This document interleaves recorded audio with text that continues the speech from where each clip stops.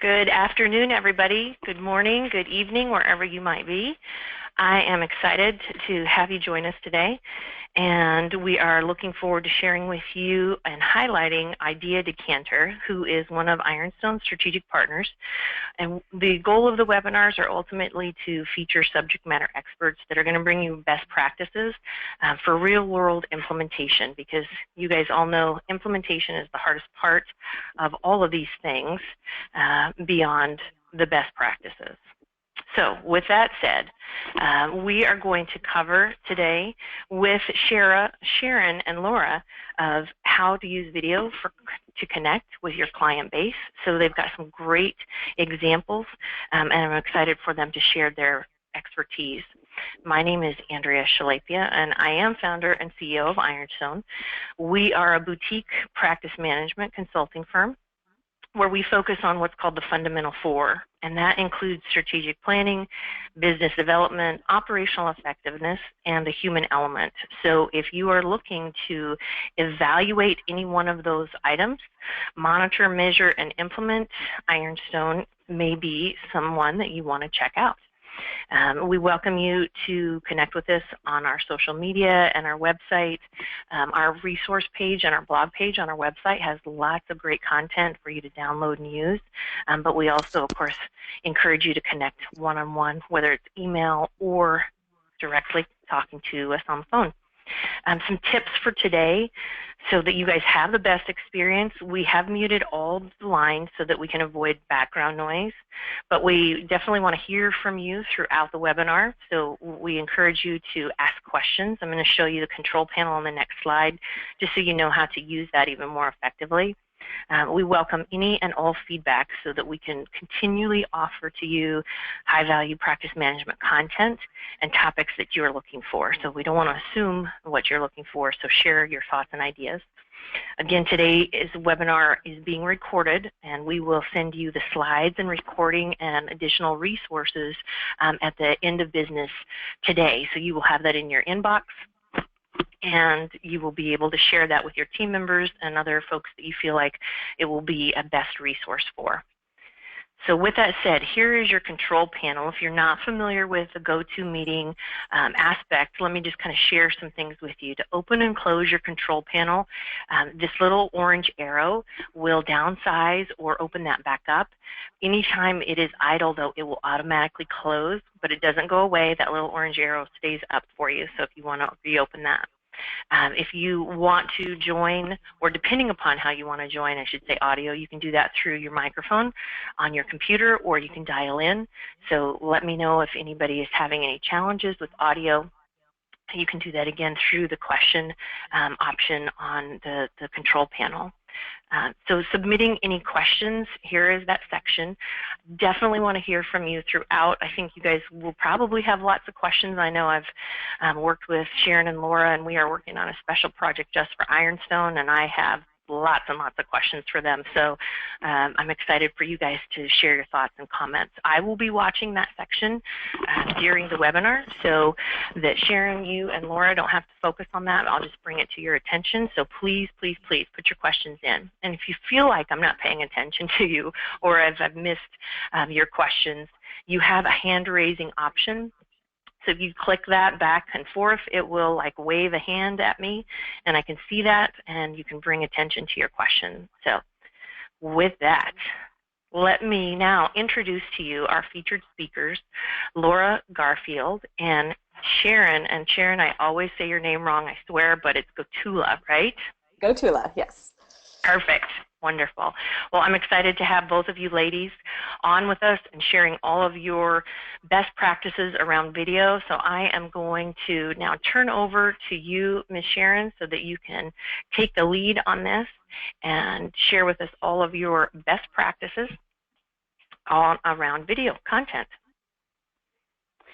Thank you so much, Andrea. Hi, everyone. I'm Laura. I'm the co-founder of Idea Decanter, and in the photo on your screen, I'm the one in the left with the vintage typewriter on my knee. I bet you haven't seen one of those lately. We are pleased to be able to collaborate with Ironstone to deliver this webinar on adding video to your marketing strategy. And a warm thank you to all of you out there for carving out time to participate today. Sharon and I started Idea Decanter because we believe in the power of telling stories. I spent the first part of my career in broadcast journalism, first telling stories in the 1990s about this newfangled technology in farming combines. It was called GPS. That's right. The thing I need to get anywhere now, it's built right into my phone. It was groundbreaking back then. We were still using maps to get around. You probably remember the days. I was working at the NBC affiliate back then in Hastings, Nebraska, a tiny little town of 23,000. My job was not very glamorous, but it did get slightly better. I've interviewed presidents and vice presidents, covered tornadoes and hurricanes, including Katrina when I was working in New Orleans. And through my time at CBS Network in New York and CNN in Atlanta, the thing I did over and over was get to the heart of the story and help explain it in a way that connected with the viewer. Hi, everyone. This is Sharon. When I think of Idea Decanter, or when we started Idea Decanter, we really focused on blending Laura's journalism past with my fine art background. And I'm really a visual person. I don't write, I can barely play music, but I really communicate best with images. It's really my comfort zone. And these days, everything is visual. We are literally 2 steps away from communicating with emojis. When I started my career, I was working in big photo studios all over Los Angeles. It was common to be working with a crew of 15 people, assistants, stylists, art directors, all there just to make a Burger King sandwich look amazing on 8x10 film. Yeah, I'm aging myself. But using Photoshop back then was super expensive, and we had to get everything perfect in camera. We'd start our days loading up film, then spend hours working on the set, putting a million toothpicks into the back of the food, sorting through 5-gallon jugs of pickles, all working for that one specific goal of getting the prettiest burger in the world onto a piece of film. It was not uncommon for us to get 2 shots done a day. And that's just not the way we work anymore. Life is quick, and the internet has us all connected, and everyone has the power of visual storytelling in their pocket. Social media has given us the opportunity to advertise, promote, and market ourselves to the masses in a cost-effective way. But there's a lot of noise out there. Lucky for you, you don't have to be competing with everybody. You only need to talk to the people who really matter to you.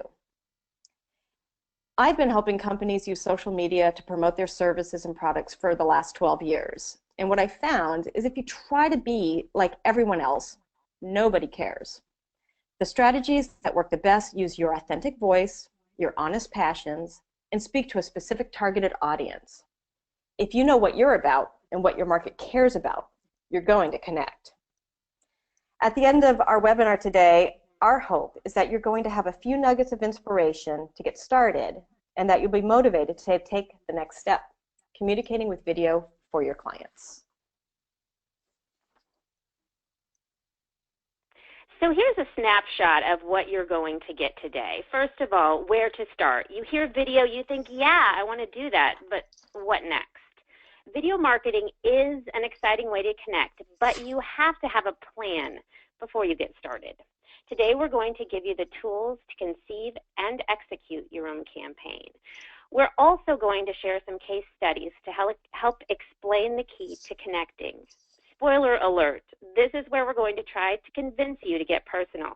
Sometimes people cringe when we say get personal, but we're going to try to convince you. And finally, nobody wants to throw marketing money down the drain, especially in your industry. We are going to talk about how to make sure that you don't. So you're probably asking yourself, can I really do video? Well, here are a few of your colleagues who did just that.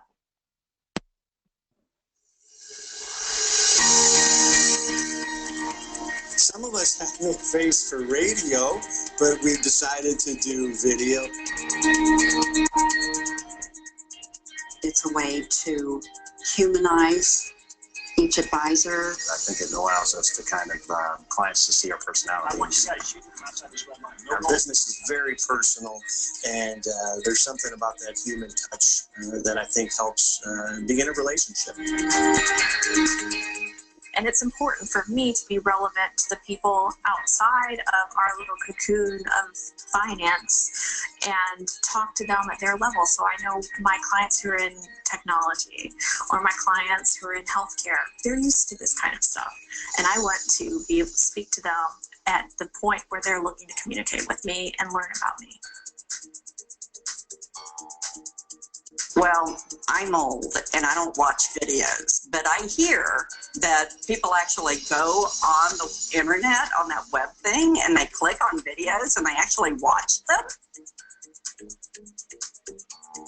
I do get that there is an entire world out there, a whole other generation, that this is a new way to communicate and market our services. And it's time for us to move into this new generation.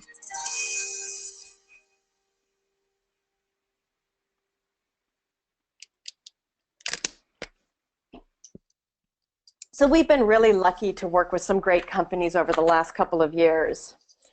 And one of the things we're always talking about with them is that video marketing is no longer cost prohibitive like in the days of television. You have a multitude of free platforms to host your content. You've got YouTube, Vimeo, Facebook, and you can even post videos to Twitter and LinkedIn. Being found in Google search has become more and more important. And if you have a website, you want it to be seen. You hear a lot about SEO, and video is a great way to bump your SEO in search. And people, especially younger professionals, use YouTube just as much, if not more, for research, education, and even checking out potential job opportunities.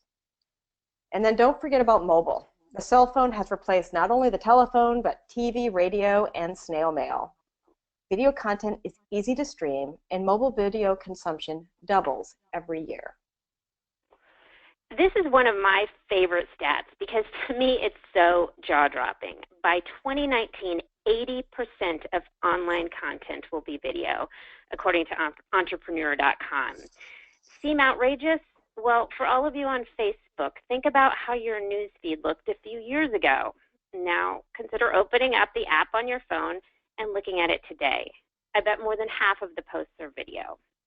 There are many other ways to make the most out of the video too. Video in an email leads to a 200 to 300% increase in click-through rates, which is why 65% of U.S. marketers say they plan to increase their mobile ad budgets to account for video. Even with compliance hoops to jump through and the fact that you might not know all that much about video production, this whole process doesn't have to be daunting. In fact, at the end of this webinar, we're going to give you a guide that steps you through all of the video options you can use, from DIY to hiring professionals. We like to call it the good, the better, and the best. One note, if you're going the DIY route, make sure it's not off-brand. You've worked hard to develop an image, so keep up with what you've crafted. So it can all sound overwhelming, and you're probably picturing a movie set with all the lights, cameras, and a zillion people milling around. When you work with us, we're a little bit more low profile. We roll in with our cases of gear, and for the most part, it's just Laura and me. We know you still have a business to run, but this is supposed to be the fun part. Our basic setup is 2 cameras, a microphone, and a light or 2, maybe a reflector. We're not saying we're invisible, but if you're not in front of the camera, you should be able to get your work done. And we work just about everywhere. We've shot in tiny offices, football fields, even operating rooms. We give our clients a to-do list before we come, and it basically breaks down to get the cleaning crew in, maybe order some flowers, tell your entire office to dress 20% better than normal, and if you feel like it, hire a local makeup artist to come and make everyone look pretty. Laura, Sharon, we actually already have a question from the audience and attendees.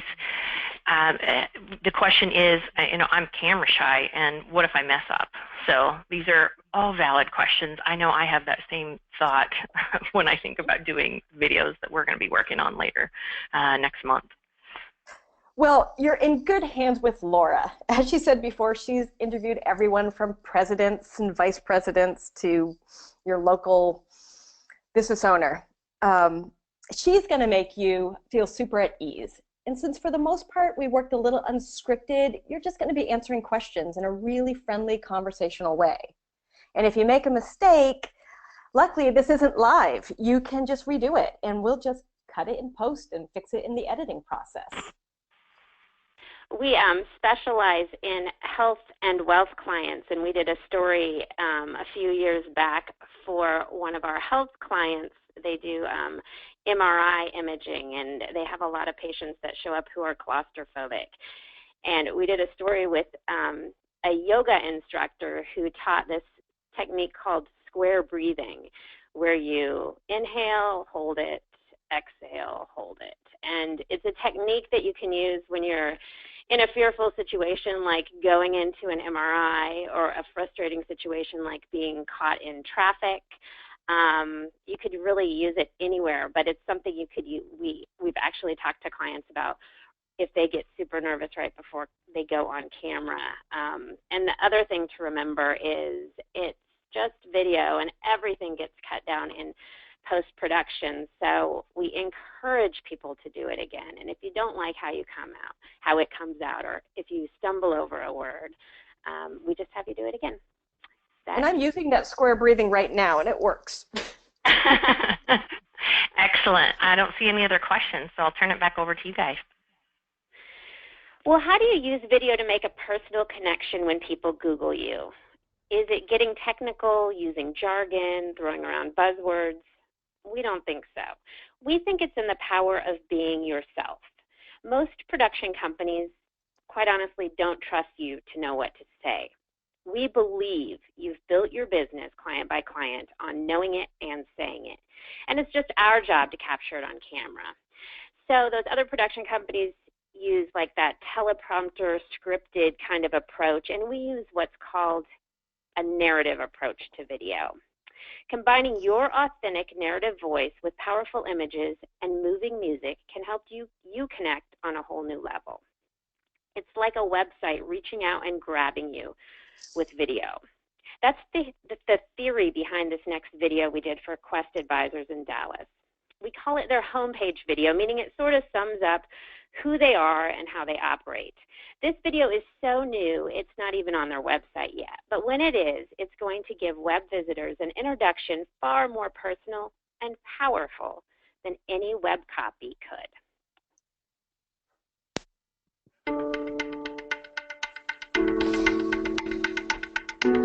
Every client is a client of Quest, which means they get the resources of the whole firm. We have a brain trust here. So any problem can be solved by somebody up and down the hallway.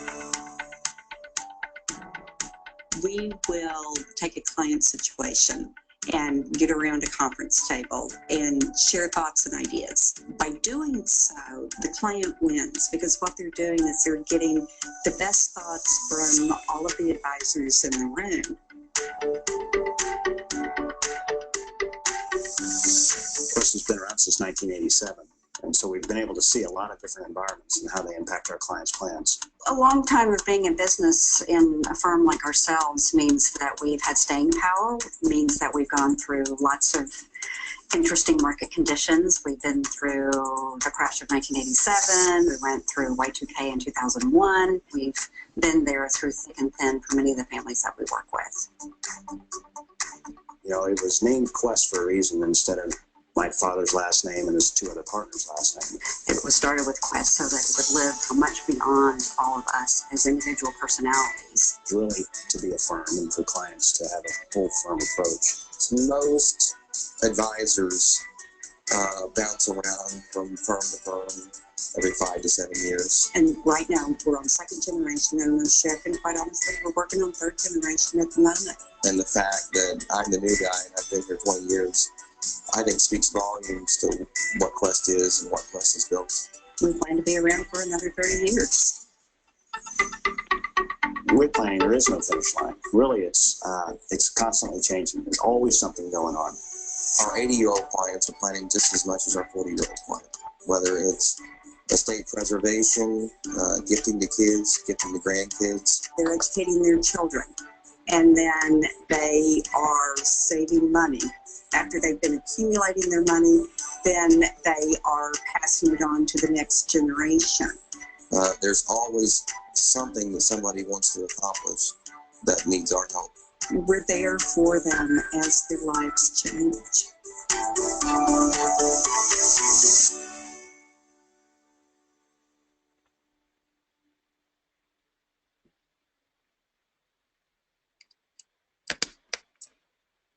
So when we created this video, we really took their key messaging marketing points of Quest and incorporated it into chapters of their videos. And Laura and I spent a very cold Dallas night shooting that time lapse at the end.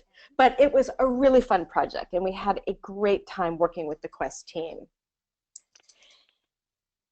These website videos can be a powerful tool to help bring your personality forward for your client and also for buying or merging with other firms. You can take the same idea of this homepage video and you can apply it to an acquisition video. Now, you probably don't want an acquisition video front and center on your website, but on YouTube you can have unlisted videos that you can share links with your partners or businesses that you would like to merge with that's completely private. Well, I guess if someone specifically looks for that link, they'll find it, but for the most part, it does not come up in search. This allows you to have a really sophisticated pitch and deliver a personal message across any digital platform. There are so many other ways to use video in your communication. Services you offer, how we work, frequently asked questions, education, even piggybacking on events like Giving Tuesday and Money Smart Week. While working with Center for Financial Planning in Michigan on their bio and web videos, they had us film their support staff for a fun video of tips that anyone can do for Money Smart Week. This lighthearted video introduces their clients to the people that are often their first point of contact.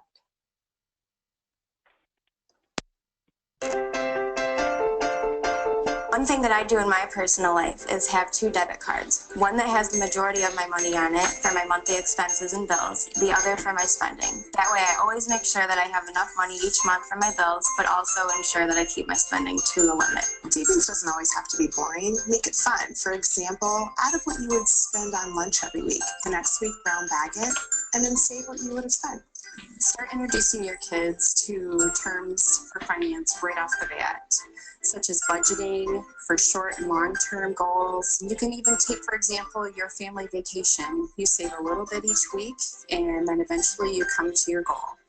One thing I learned the hard way is when you're traveling, make sure you bring money for about 2 or 3 days of your trip because the bank may be closed when you first arrive. So you just want to make sure you have enough money to buffer your trip. One thing I do is increase my 401k contribution 1% every year. You might want to save, be saving 10% by age 30, but maybe 20% by age 40. You set up annual increases and you don't notice that the money's gone, but you're increasing your savings. If you're a parent, set aside money for your kids in a 529 account. What we did when our daughter was born was set up monthly contributions from our paycheck. With the rising costs and expenses of college education, my husband and I started 529 accounts for my 2 daughters, and it's a great place to invest money as well as send in those annual birthday checks that we get for the girls as well. If you have student loans, you should look into what refinancing opportunities are available to you. My husband and I are in the process of doing this right now, and we can finally see the light at the end of the tunnel. Not only are we reducing the term of our loan, but we're also reducing the interest rate, which means we're paying them off faster and we're saving money. In almost 30 years of marriage, I have learned that it's important to stay on the same page as your spouse, including saving for college, weddings, for your children, and retirement. One thing I've learned is to start saving and investing early because time is one of the most crucial elements when it comes to saving. So my dad suggested that in addition to my regular savings, I put 5% of my salary away for a wedding fund for when I attend friends' weddings, for their presents, travel expenses, and ultimately for bridesmaids' dresses.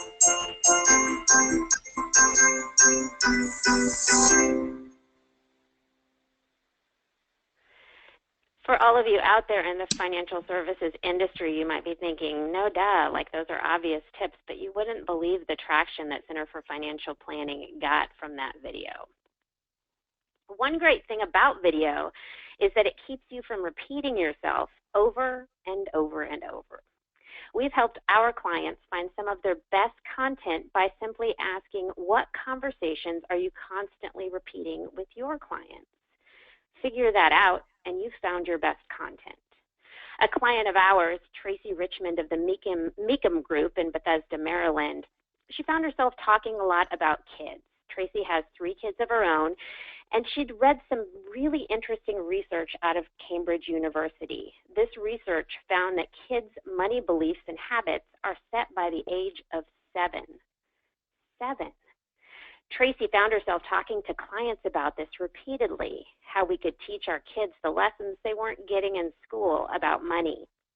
When we started working together, we created a vlog, that's a video blog series that we called Smart About Money. Here's one of those stories.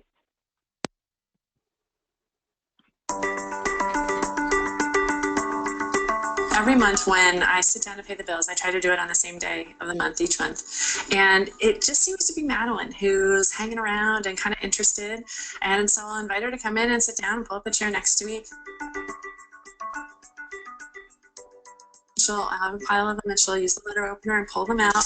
And we had to talk about, okay, this is an envelope and we're going to pay this bill online. So the envelope goes in the recycling bin, and if there's any the little inserts and advertisements and stuff, she pulls that stuff out and she'll get the actual invoice out or the statement, whatever it is. And then she has to really study it to read off to me the amount that's due and the due date. It's been a challenge though, and I guess I hadn't really paid much attention to the fact that sometimes it says balance due, sometimes it says payment. Sometimes it says a certain amount if it's due by X date, but a different amount if it's due by Y date. And they're all over the page on the different statements, and so she has to really hunt for that. I think it's important for her to know that we pay just to be in our house. She needs to know we have a mortgage. There's a cost to the roof over our heads. And oh, by the way, we want to turn the water off while we're brushing our teeth, not just because we don't want to waste water, but because we pay for that water. We want to turn the lights off, not just because mommy's always squabbling at you to turn the lights off, but because we pay for that power. You know, I've been thinking about financial literacy curriculum and trying to find more real life ways to involve them, not stuff I have to kind of create, because I just don't have the time to make up stuff, make up things to do to be able to, help my kids become more financially literate. So I thought, well, this is something that has to be done anyway. It is a little slower because she has to kind of hunt and peck, but I think that benefit outweighs the cost of time. And I have to do it all anyway. And at the end, there really is that mutual satisfaction when she's pleased that she's done, and you can feel it. It just comes right off of her, and I'm pleased that I'm done, and the two of us are all simpatico. Every once in a while we miss a month, but generally these financial skills, they're like a sport. You have to practice, you have to be consistent, repeat it, and it benefits your kids.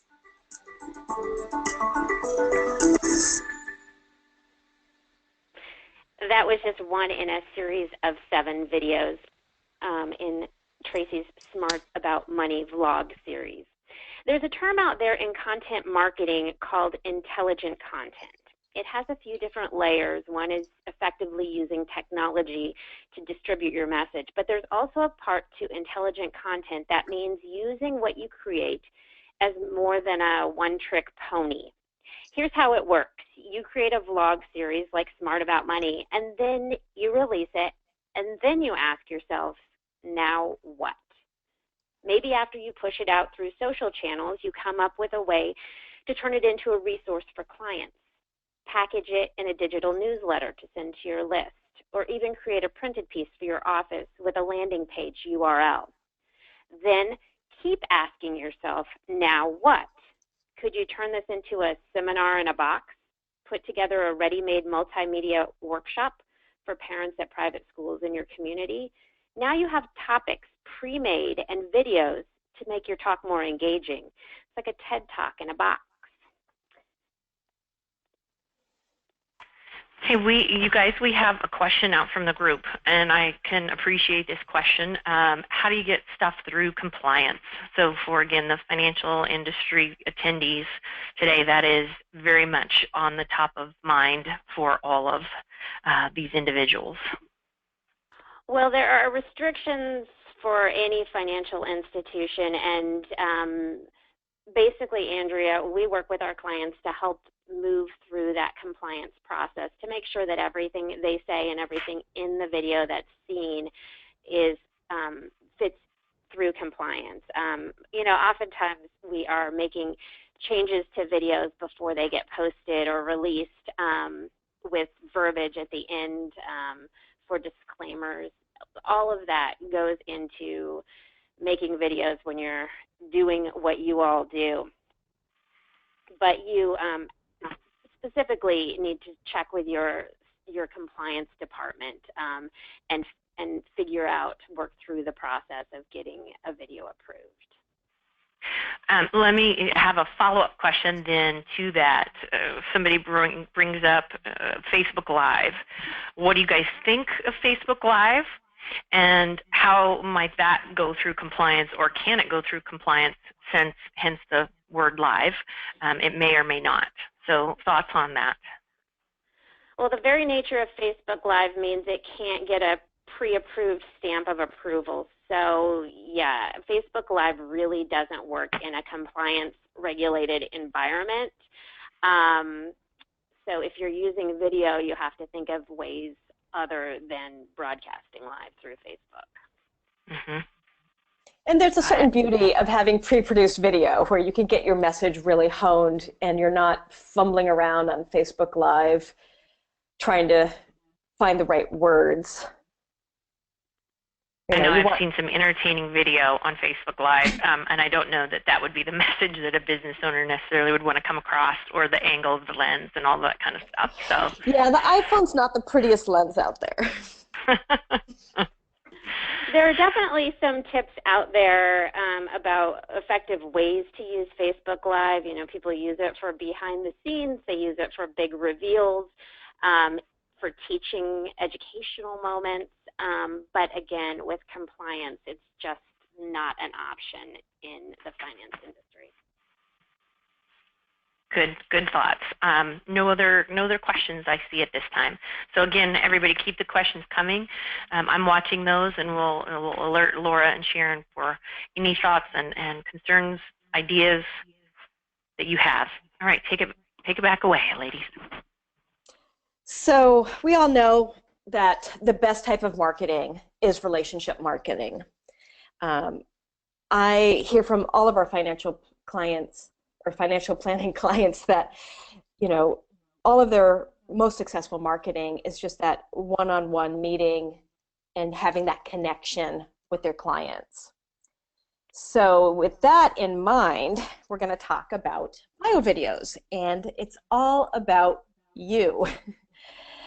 So you may not want to be talking about all your dark and dirty secrets, but since financial planning is all about relationship marketing, telling your story, a personal story, can give your clients that emotional connection and maybe give them some insight into why you are the right planner for them versus the other person down the street.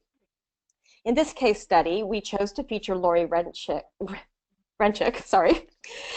from Center for Financial Planning.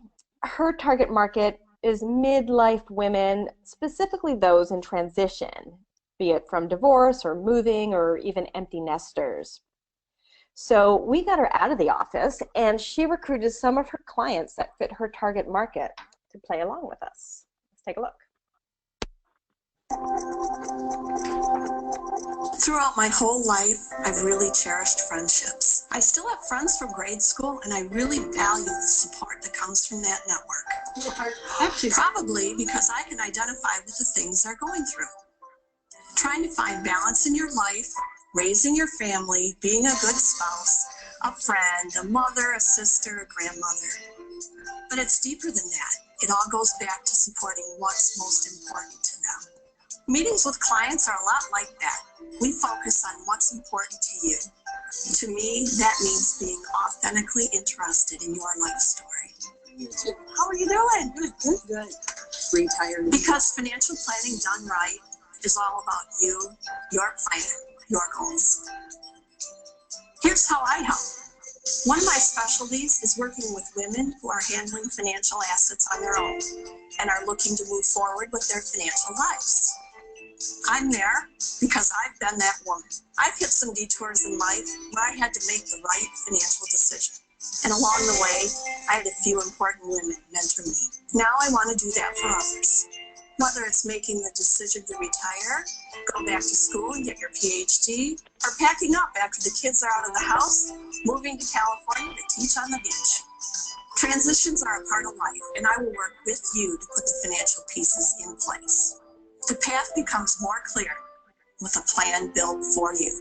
Seeing a client who came in looking for guidance on how to best manage financial wealth, and then watching them truly start to live their plan is why I do this. I haven't changed them. This is only the financial component. But the confidence to know you have a handle on the financial part opens the door to opportunities in life so that you can focus on what you do best. Assembling the right team to work with you is like finding the right fit in a cherished friendship.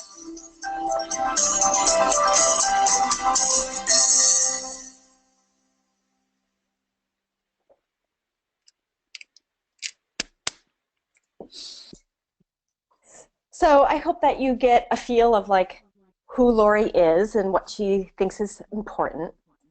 I don't know if you'd remember her from the rest of anyone else if she talks strictly about goal setting or asset allocation.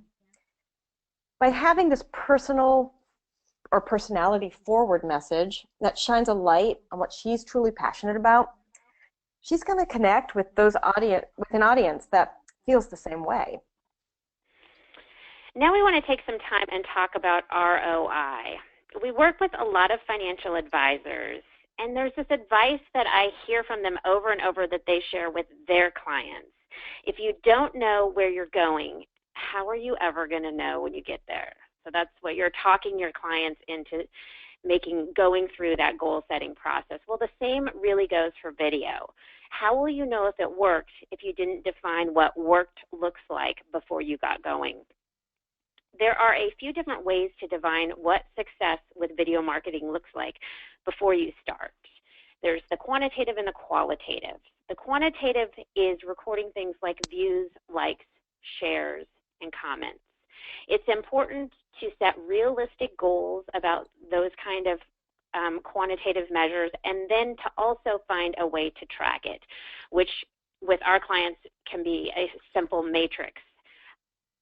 This is a quote I like a lot from Michelle Lynn of the Content Marketing Institute. Just like a 401k, your investment in time and money for your content will likely not result in an immediate payoff, but the benefits that compound over time can be enormous. So with video, it keeps working for you because it's out there, especially if you keep asking that question, now what, now what, now what, and finding new ways to use it. Round 2 and round 3.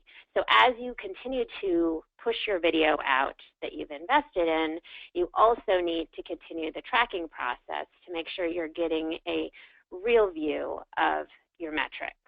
Also, you need to take into consideration that there are qualitative ways to measure your success. For our clients, it's often getting direct comments from their clients or their important COIs who have seen the video, loved the video, and cared enough to give them feedback. It's nice to keep a folder on your computer where you store that and get a qualitative look at the impact you're having too. So we all want bang for our buck. No one wants to be throwing money away. And here are 3 things to consider to get the most out of your investment. Number 1, put a budget behind it. I know I just told you that hosting is free, but it's a pay-to-play world on social with Facebook and even Twitter and Instagram. Content from your Facebook business page doesn't always show up in the stream anymore. But for as little as a $20 investment, you can get your content in front of a targeted demographic. You can choose location, interest, and friend of friends or general public. We recommend the friend of friends option if you do this, since the general public setting seems to just bring up a lot of fake profile likes. And then you can double down on the same video, paid or not. You can use your editorial calendar to reuse and promote your video content throughout the year.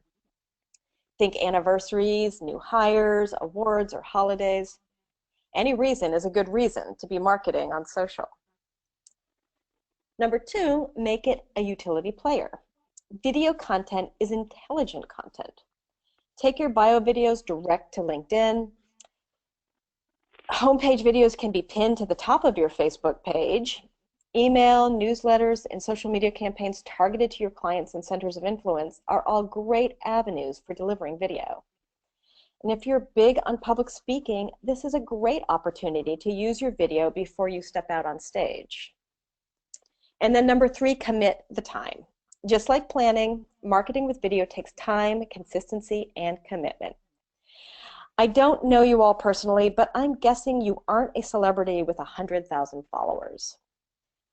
Our goal isn't to make you famous, but to make you the expert in what you do best and connect with the clients you really want to work with. If you incorporate video into your overall marketing strategy, you'll create a body of work that is cohesive and on message. If you have 10 videos, you don't want to flood them out all at once. We give our clients a delivery calendar so that they can plan what videos they need, in what order, and how they can tie that into their overall strategy. Here's one last quote to consider, this one from Phan of Ipsy. I wouldn't recommend viralness. Invest in evergreen content that people can still look at in 5 years.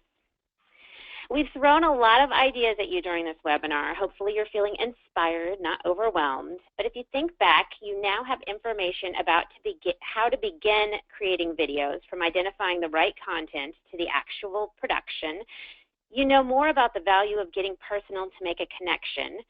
And you know some important steps to take on the front end to make sure you get your money's worth from your projects. So we hope you'll go out there and get rolling.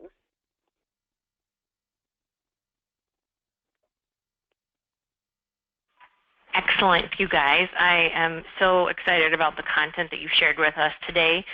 So with that said, I want to open it up for any and all questions for you guys. And you can see on our screen that Sharon and Laura are giving out a cheat sheet.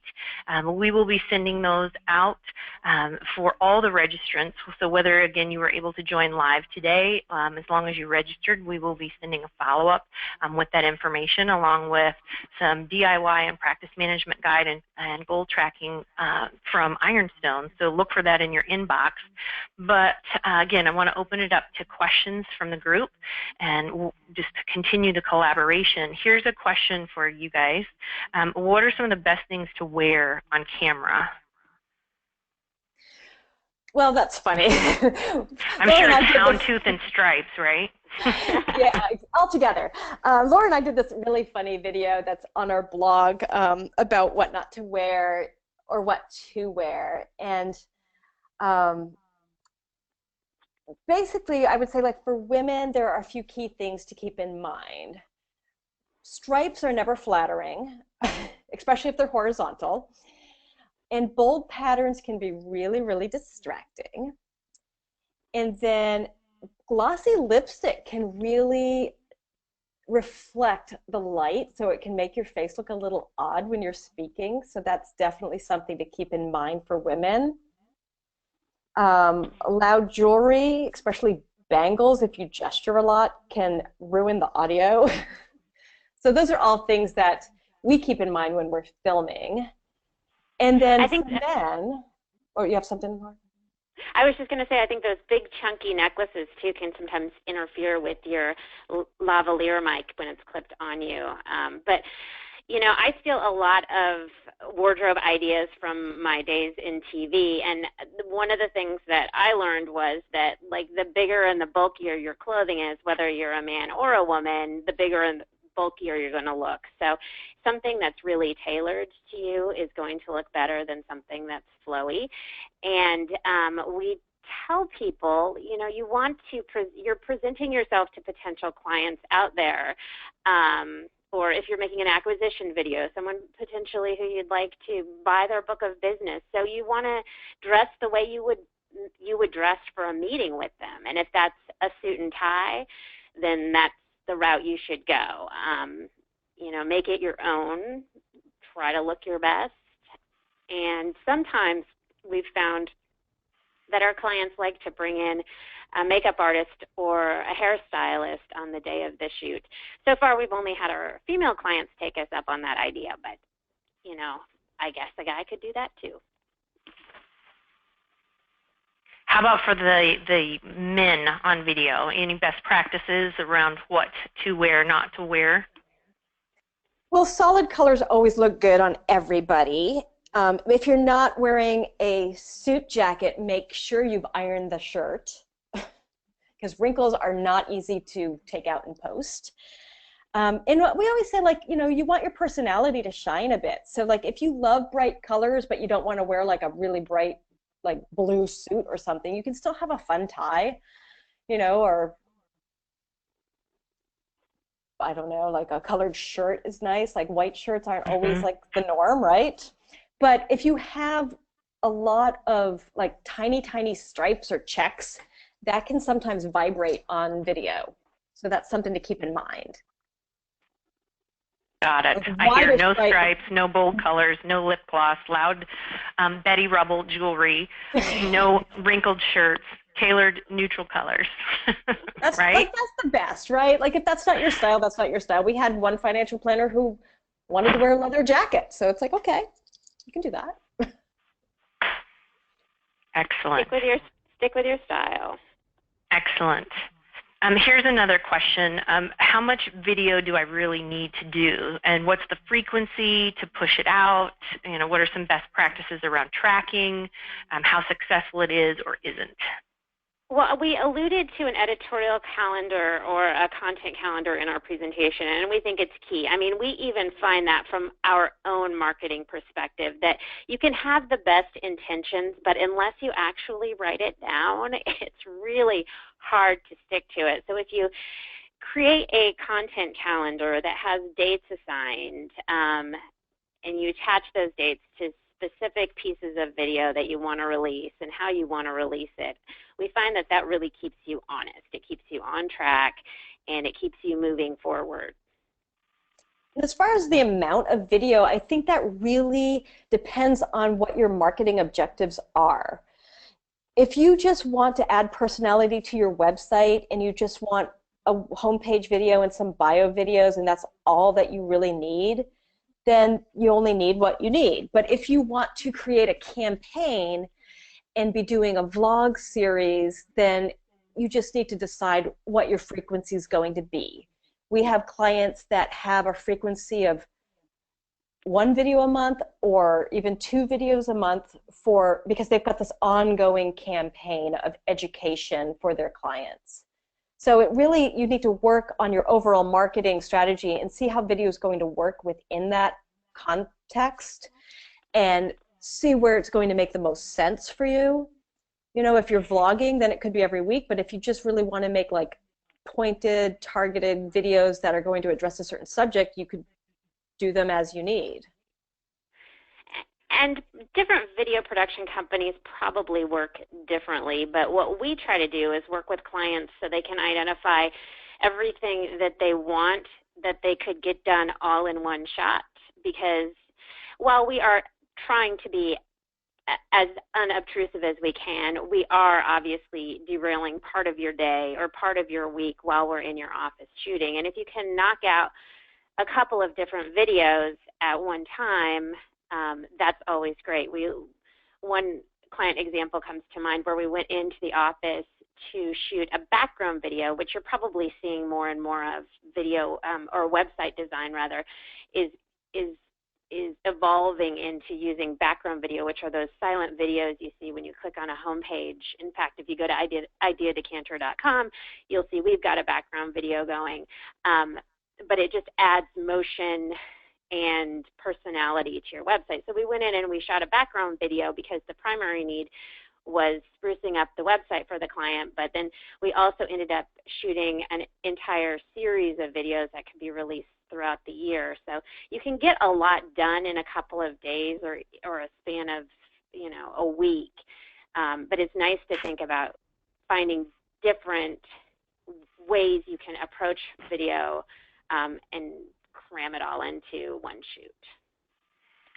Well, kind of a part two of that, here's a question around how long does it actually take to put together something like this, to produce it, and then the prep and the lead time around it. And I'm sure it has everything to do with what your objective is, and that drives this, but kind of if you can just give a bullet points of what do you guys think?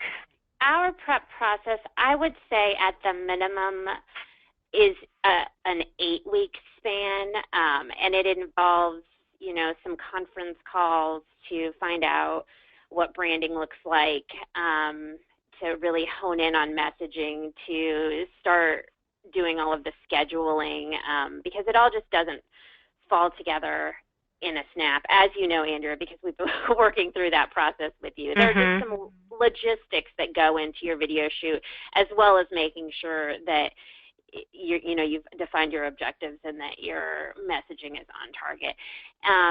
So I would say that's the lead up. Sharon, you want to take the rest? Sure. And so then after, like, for most of our clients, we'll come in and we'll shoot for a number of days, and, you know, because that way you get the most for your money, right? Like the travel costs are the travel costs no matter how many times we come. So we'll come in, we'll shoot for, say, 4 or 5 days, and then we come back and we start the process of editing. And normally we can get the first video within, like, I don't know, 4 to 6 weeks after the shoot date. And then once we get that first video sort of in place, we work with you to make sure that the branding and the messaging's all key to what you want. And then we go through 2 rounds of re-edits with you where we can make all the changes that need to be done, and then sometimes you see those changes and then you want to change something back, or you want to make more changes. So then by the time it gets to the compliance stage, it's normally maybe 6 to 8 weeks after the shoot date, is at least for the first video. And then once we have that branding set, the next videos come at a quicker pace.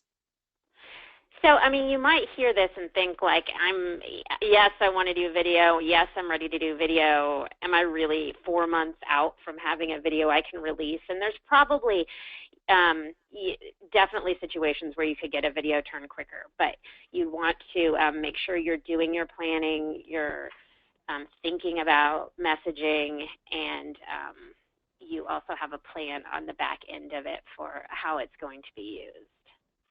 And that being said, when you look at, like, how you want to roll it out, like, you want to create that PR buzz. So you don't want to release all your videos at once anyways. You want to release one and get the most bang for your buck out of that one video, and then you release the next one and you build on that buzz for the next video, so that as you release these videos, you get people more and more excited about what you're showing them.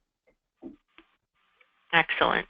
Where do you guys think a good starting point, and again, I know everything is driven based upon the objective and who your niche market is, but if you said from a frequency of, okay, let's start maybe 2 in a year, or once a quarter, or once, you know, every 6 months, or what do you have recommendation-wise just to start it out? What do you feel like is more realistic? Some of it might just be what's in your budget. You know, can you afford to have a video produced that you can release once a month for the year? Can you afford 1 video for the year? You know, that's got to be a primary consideration when you're trying to figure out how much. How about, here's the next question. What happens if I mess up what I am saying? Oh, because it never happens. Nobody ever messes up. No, we get it all the time, and we have them stop and start over. I mean, our videos feature people who are not actors and actresses. They are just regular people, and we're getting them to deliver a message the way they tell it to their clients. So we expect mistakes, and honestly, in a lot of cases, our interviews with the people we're putting on camera last as long as 15 or 20 minutes, and then in the production, the whole goal is to boil that down to something that's a video that someone can click on and will see the total runtime and not think, I don't have that much time, because it happens to me all the time. There's so much video out there that if I click on a video and it's 8 minutes long, I think to myself, I don't have 8 minutes of my life to watch this video. I don't know when in life it turned into I don't have 8 minutes, but I just don't feel like people have the attention span anymore to sit through you talking for a really long time. So we try, our goal is to do videos that are between 1 minute and 3 minutes. And so if you think about it, you have a lot of room to mess up, Andrea, because we're taking 20 minutes of talking and cherry picking out maybe 90 seconds of the most beautiful fruit. Excellent. Thank God for editing, right? Exactly. And that being said, like, even if we've cut a video and you've been using it for a year, and say like one of your key people or someone in the video has like moved to your competition, like, you can come back to us and say, hey, we need to just edit that person out, and we just do that. You know, there's Perfect. just an hourly rate charge. It's not very expensive, and then you've got your new video.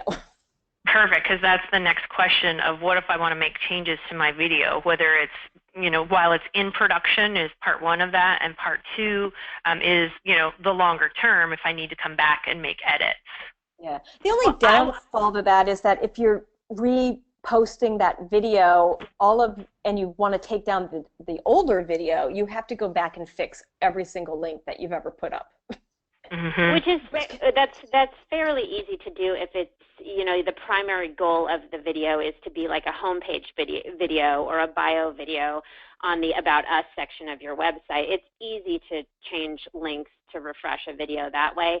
If it was something you were really relying on, you know, tracking metrics on YouTube or with something on social, you have to realize if you replace a video, you're losing those links and your ability to track that way. So you have to just consider combining the numbers, tracking of the first video plus the tracking of the second video. But there are revisions before the video ever gets posted too, and it's something you definitely want to talk through with your production company. What Sharon and I do is offer 2 rounds of revisions. So we put together a draft, run it past our client in a really cool program called Screenlight, where they can make comments that are tied specifically to time codes in the video. Then we make edits, run it past them again, and then it goes through compliance. And oftentimes there are changes in. But you want to make sure when you're planning the project that you have the opportunity to have a say on the back end. Excellent. Well, we have time for one more question, and it really is around the top tips and the key takeaways, Sharon, Laura, that you think people need to know around video in and of itself. So what are your top, say, 3 tips to keep in mind when doing and considering implementing video? That is a good question. Yeah, you put us on the spot. I know. The top 3, it's hard because there's a lot of them. But I would say one. Okay. Go ahead, Sharon. Oh, I was just going to say, like, the number one goal of video is to tell a story. So I think the first tip is, like, really what's the most important thing that you want to communicate to your audience, and who's going to be seeing this video. I mean, really, you have to start with the story. You can have all the flashy videos you want, or the flashy visuals you want, but you really need to find your story and find your message. And so really the number one tip is to first know what you want to talk about. Mm-hmm. And I would say maybe number 2 is don't be afraid to get personal, because that really is what makes you memorable. That's what makes people feel like they're having a connection with you. That's why at the beginning of this webinar, you know, as Sharon introduced herself, she was telling the Burger King story and I was telling the GPS story, which are probably things you remember even 55 minutes later because it's personal. And it seems scary to people, but I think number 2 would be get personal. Well, and then I'm going to add the number 3 of, I think, getting a professional group of people to do this, i.e. the idea decanter, to help you to make sure that they really are done in the highest and best level and produced so that it can live forever and be top quality. I think that's going to be key as well. So we're going to wrap up there. We're at the top of the hour. We appreciate the time that you guys have all taken to participate and be on this webinar. Stay tuned for the future Ironstone Strategic Partners, where we're going to feature best practices, solutions, and resources. So connect with us via social, like our page, go on our website, all of the above, because we want to make sure that we're, again, giving you the content that is going to be best for you guys. So again, we appreciate your time and have a great afternoon. Thanks so much. Bye-bye.